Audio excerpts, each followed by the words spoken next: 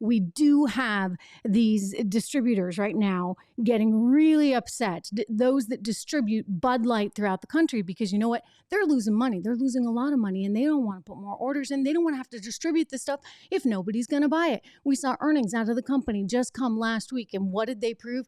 Well, they got a problem there, shall we say, in the United States of America, thanks to Bud Light. It's actually affecting the rest of the beers in the AB InBev lineup or portfolio. Anheuser-Busch, this is that company that was just a legendary company, started hundreds of years ago and was sold in 2008 for $52 billion to a Brazilian company. It's a Belgian company. I mean, this is like a multinational conglomerate. That's how you need to understand what AB InBev has become today. And so the earnings are down.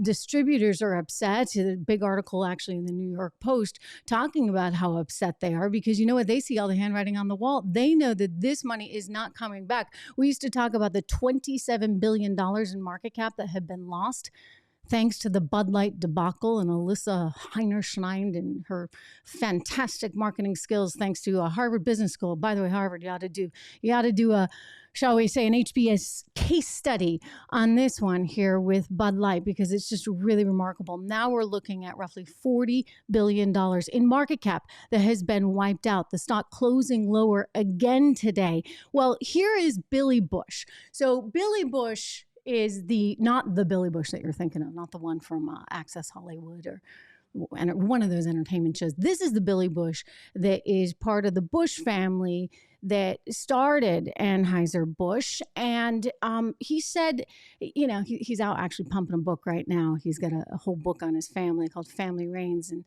it's sort of a look at the dynasty, if you would, of that family and how they lost control of the company when they did sell it for $52 billion, again, back in 2008.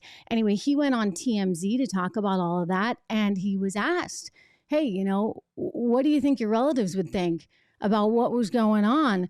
This is pretty remarkable what he says, and I think probably very true. You must have strong opinions about the Dylan Mulvaney campaign. Yeah, Dylan Mulvaney campaign. I think my family, my ancestors would have rolling over in their grave. They were very patriotic. They loved this country and what it stood for. They believed that transgender, gays, that sort of thing was all a very personal issue. They love this country because it is a free country and people are allowed to do what they want. But it was never meant to be on a beer can and never meant to be pushed in people's faces. So they would have they would have never marketed their brands that way. As you know, AB was a great brand. AB InBev, though, came in, international company, Brazilian company. It was really known for its sort of private equity approach to things. We were just talking with one of their top executives, Anson Fredericks, who is now actually over at Strive. You can go and watch that interview. We released an excerpt from it just yesterday. So Anson was one of their top executives, and he said, this company changed drastically. So in the beginning, it was kind of like this private equity shop out of Brazil where they were really proud of what they were doing, and they really paid attention to shareholders, and they were trying to create equity for shareholders. And all of a sudden, it really started to change. Maybe in 2017, 2018, it kind of lost its way.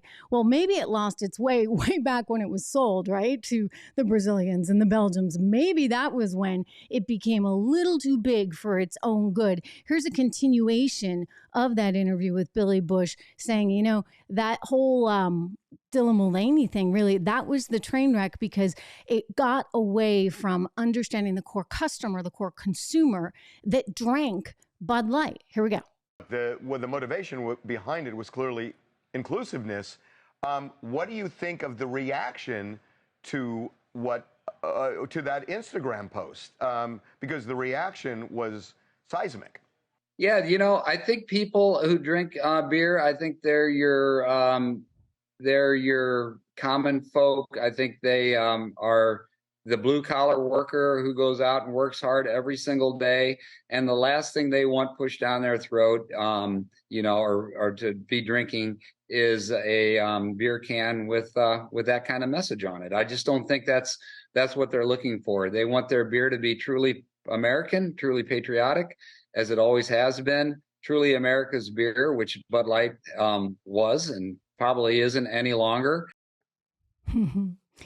Not any longer. No, I don't think that this is America's beer anymore. What do you guys think?